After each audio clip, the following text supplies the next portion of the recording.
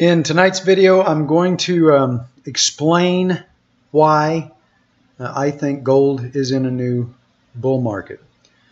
So the rationale is that gold is still in this downward channel, and so that is proof that gold is still in a bear market. But that kind of confirmation takes months or even years before you would get confirmation that a new bull market has started. And once you do, you will have missed the baby bull rally, and you would miss the best part of the bull market. The best part of the bull market is always the initial rally out of the bottom, and then the bubble phase at the top. So one could use something like this as a signal of when the bull market is over, but it's such a lagging indicator that it's not really of any use in trading, because it'll cause you to miss the best part of the rally. So I use different tools than this. So here's the first thing I look at.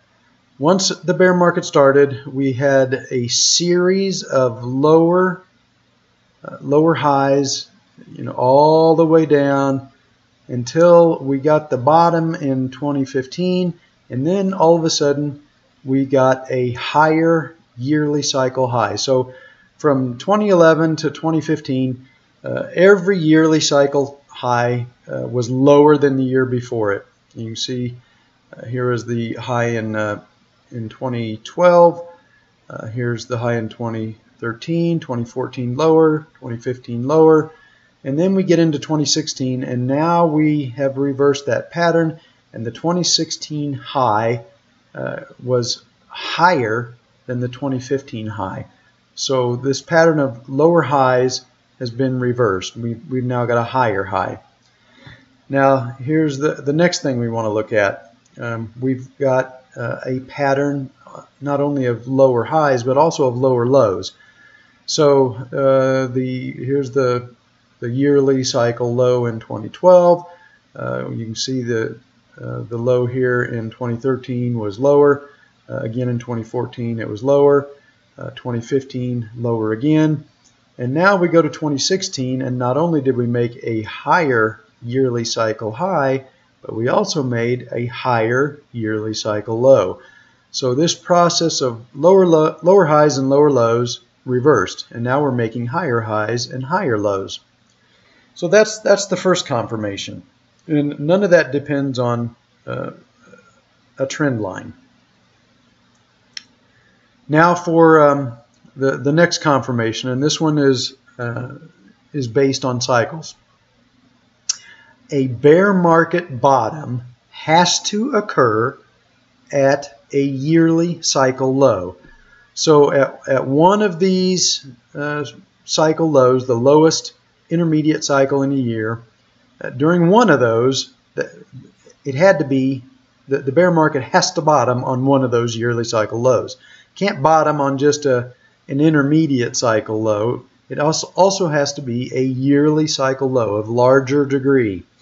So if it was going to bottom, it would have had to bottom either here in 2013, either here in 2014, or here in 2015. Or if we'd have made a lower low in 2016, then it could have potentially bottomed at that yearly cycle low. But as you can see, the yearly cycle low in 2016 did not drop below the 2015 low. So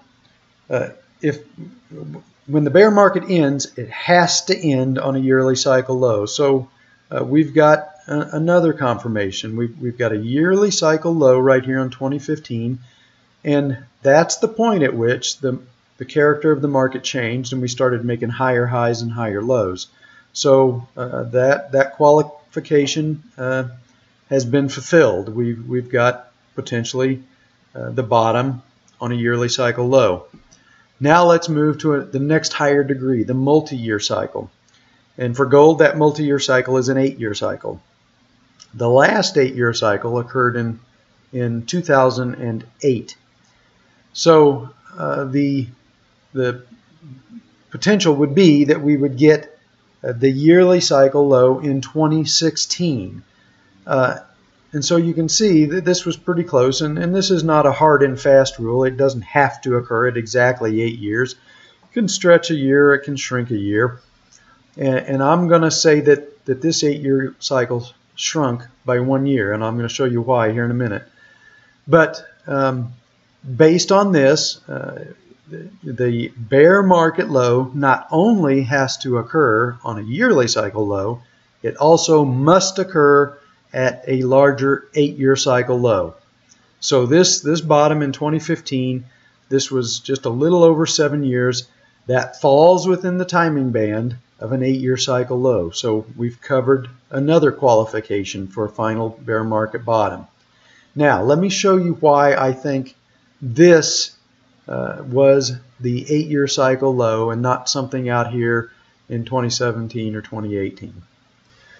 So now what we're looking at is the CRB. Now the CRB, the multi-year cycle in the CRB is a little bit different. It follows pretty closely to the dollar cycle, and it's I call it a 3-year cycle, but it usually averages about 3 years and 3 months to 3 years and 6 months. So you know, clearly we've got a 3-year cycle low here in 2009. We've got the next yearly cycle low right here at the end of 2012. So the next 3-year cycle low was due at some point between the middle of 2015 and the spring of 2016, and you can see we got that 3-year cycle low in the CRB right there at the beginning of 2016. Now the reason this is important is gold is a commodity. And the multi-year cycle in gold, it can deviate a little bit. Usually the multi-year cycle in gold will occur just a little bit ahead of the CRB, but it's not going to stretch out, you know, a year or a year and a half after the CRB completes its multi-year 3-year cycle. So I knew that the 3-year cycle was going to be in the CRB was going to be due sometime in either the latter half of 2015 or the spring of 2016, and you know, clearly it occurred right here in early 2016 when oil hit that bottom at whatever it was, $26. Everybody was calling for oil to go below $10, and we were never going to see $40 again. That was the 3-year cycle low in the CRB. So if that was the case, then that pretty much eliminates the possibility of gold stretching its 8-year cycle out to 2017 or 2018. Gold's 8-year cycle low needed to occur pretty close to the 3-year cycle in the CRB. And as we know, gold's 8-year cycle in 2008 occurred in November of 2008. The CRB bottomed a few months later in early 2009, and now we've got gold has completed its 8-year cycle low in December of 2015, and the CRB completed its 3-year cycle low a couple of months later in February. So it's pretty clear to me that this low in December of 2015 is an 8-year cycle low. So one of two things has to happen. This either has to be the bottom of the bear market, or there has to be another complete 8-year cycle before the bear market is over. And I don't think gold is going to take another 8 years to 2022 before this bear market is over. The junior miners already took a 90% decline into that bear market bottom, and that's one of the most extreme, most destructive bear markets in history. if gold was to have another 8 years in this bear market, then the odds are 99.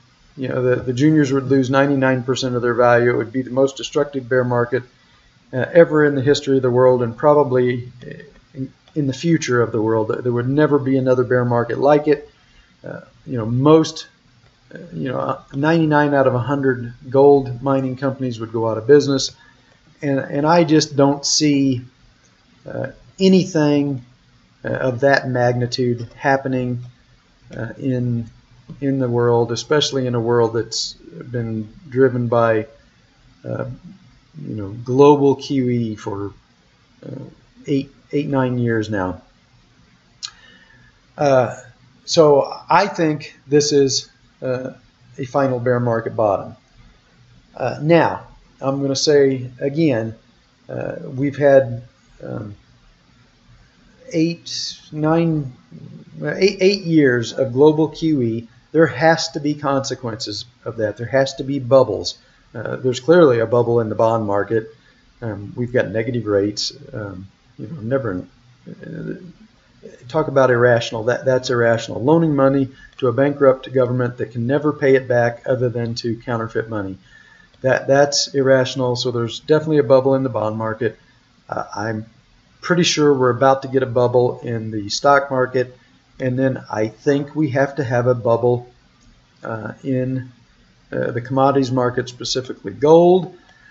We are already starting to see what I think are the initial, maybe even the middle stages of a bubble in Bitcoin. So Bitcoin is an alternative currency. Gold is also an alternative currency. I think the consequences are already starting to show up in the Bitcoin market. Once that bubble pops, I expect the liquidity will begin to flow into the gold market, and we'll get a bubble there, just like we're starting to experience in stocks and Bitcoin right now. So I think the contagion is already starting. We're starting to get our bubbles, and gold is not going to be left out. I'm positive this is a bear market bottom. We probably need, well, I'm going to say we're going to have to, and let me shrink this down a bit. So at the top up here, everybody knows the sentiment at the time. Gold was going to the moon, never going to come down again. Any correction would be mild, and then of course we got that reversal on the election, and then that triggered anything but a mild move down into the yearly cycle low. At this bottom, the sentiment was 180 degrees from what it was at this top. Everybody knew that gold was dead. It was going below $1,000. Nobody wanted to buy. And of course, that was the time to buy. That's when I was buying. That was when I was pleading with people to buy. And about the time we got up in here, people started to believe, traders started to believe that maybe this was the bottom. We get another hard correction that cleanses that sentiment, sets us up for one more leg higher. And we all know the commentary 3 weeks ago. I was the only one warning people that you needed to take your profits, get out. I was, at the time, I was warning that the miners were diverse. So here's a chart of GDX. So when gold was making that higher high and the miners were not following it to higher highs, I kept warning people that this was a bad omen, that gold was, probably going to put in a top. I even called it almost to the day. I said at the time, I said gold's either going to put a top in on Thursday, and if not Thursday, early in the next week. The gold topped on Monday of that next week, and then all the way down, people were trying to call the bottom. They were looking for a continuation of the rally, and I kept telling people, we needed more of a correction before the cycle would bottom. So once we got to this point here, this is where a lot of people were wanting to buy, expecting a bottom and expecting a resumption of this rally. I was saying at the time the correction is not deep enough. Gold's not oversold yet. It needs to probably complete a Bollinger Band crash trade. This reversal here, everybody thought this was the bottom. The very next day we get our Bollinger Band crash trade, and then we've got a couple more days down. Maybe the bottom came on Tuesday, maybe not. I'll cover this in just a second. But I'm going to, and with today's rally in the miners, again, the sentiment has reversed 180 degrees. We all saw the sentiment a couple days ago. People are despondent. They're depressed. They're never going to, play this stupid ass sector again. It's just a money pit. All you can do is lose money in the metals. We get one rally in the miners, and now everybody is looking for, GDX to go to 32 in the next month or two. And I'm going to say again that this is not enough. We need, at some point, we do need to rally a little bit here in gold and work off this negative sentiment, but we need to have another leg down. That's the heartbreak leg down. That's the one that cleanses the sentiment and builds the fuel for the next leg up. So, I'm telling you how this works. At the top, nobody wants to sell. As we start into the intermediate decline, nobody believes that we're really in a decline. Once we start to get into the middle part of the decline, they start to become despondent. That's the point at which you get some kind of a relief rally. But because this is still fresh, this rally is still fresh in people's memory, they are ready to quickly jump back on the bull side, which is too early, because we need to have one more leg down. And when that leg down occurs, it will cleanse sentiment completely. We'll get this same kind of sentiment we saw right here, where everybody is completely black, bearish, pessimism. There's no way gold can ever rally again, and that will be the fuel we need to break through that channel and get a leg up that will clearly confirm that gold is in a bull market. And now a quick warning. I've seen them do this I don't know how many times. The banks will manufacture, and I'm not saying this is happening for sure, but I'm saying I've seen this happen before. The banks will manufacture a false rally to draw in gold bugs too early before the daily cycle low is really complete. They'll manufacture a rally. Gold bugs will start buying.